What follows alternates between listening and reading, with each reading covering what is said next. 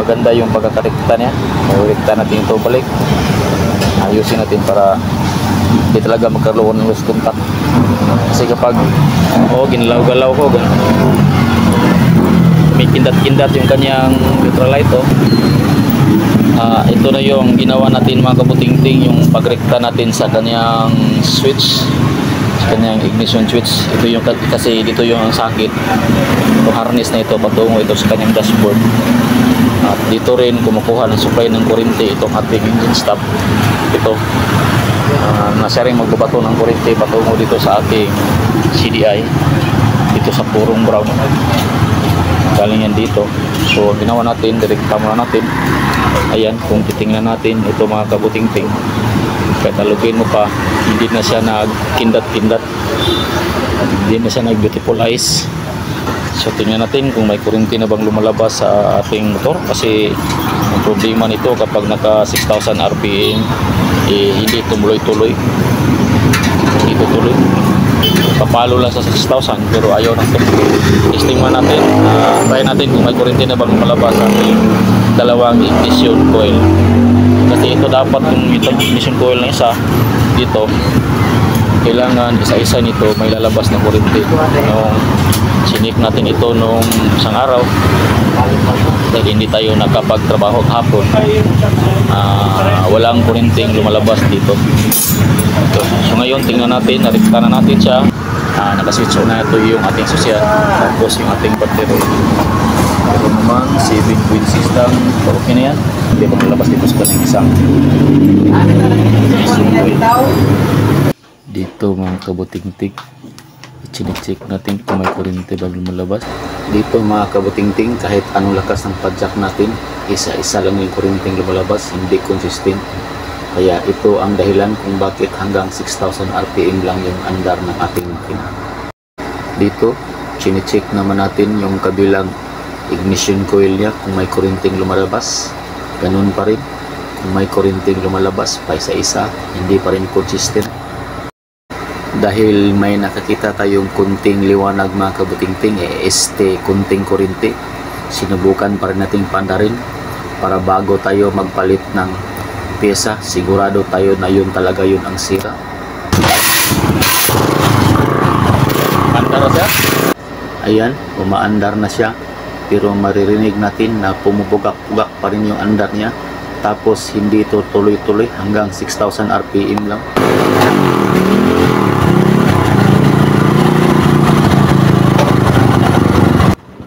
Ayan, kahit anong adjust natin sa kanyang minor, mamamatay pa rin, wala siyang minor. Tapos kung umaandar man, pumupugak-pugak pa rin.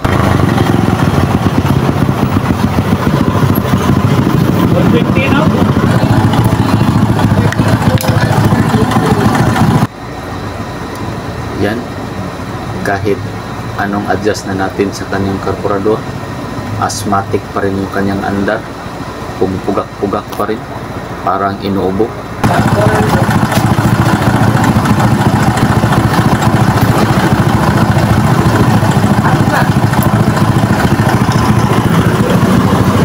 Pakinggan natin.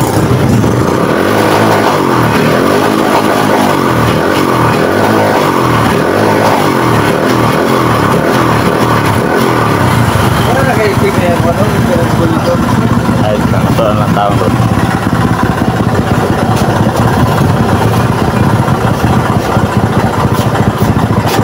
Ito na ngayon ang moment of truth mga kabutingting sa ating pag-check.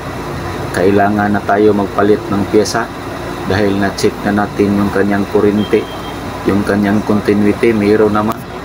Kaso hindi tutuloy-tuloy yung kanyang andar.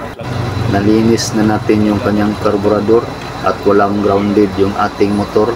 Kaya dito mga kabutingting, magpapalit na tayo ng pyesa. Ang pyesa na ating papalitan ay yung kanyang CDI, kasi kadalasan sa mga route 0135 ang CDI ang daling bumibigay. At ang ganitong mga sintomas mga kabutingting, kapag wala sa timing yung kuryente ng ating makina at saka pugak-pugak yung andar ng ating motor, ito po ay ganitong sintomas pala kapag nagbabackfire yung ating motor. Isa sa main position, isa sa mga main cause is kasi kulang sa kuryente or wala sa timing yung kanyang kuryente, kaya dito mga kabutingting magpapalit na tayo ng CDI. Nagkamali na kuryente yung diferensya ng kanyang motor.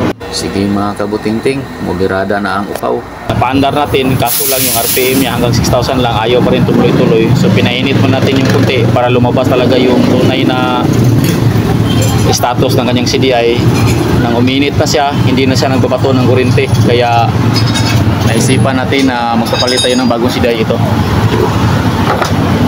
So may stock naman tayo, bagong CDI. So ngayon, goods na siya. Diba? Yun lang po ang palatandaan kapag ang motor mo kapag umiinit na, ayaw pa rin tumuloy-tuloy yung andar, hanggang 6,000 to 5,000 RPM lang ang nagaganap. So posible na yung kuryente na yung CDI putol-putol na, kasi ang CDI is kapasitor yan ang nasa ilalim. Ang kapasitor kapag umiinit, hindi na siya makapag-produce ng kuryente na maayos, kaya kakaganon. So ngayon, pandarin natin. Madali na siyang pandarin, no?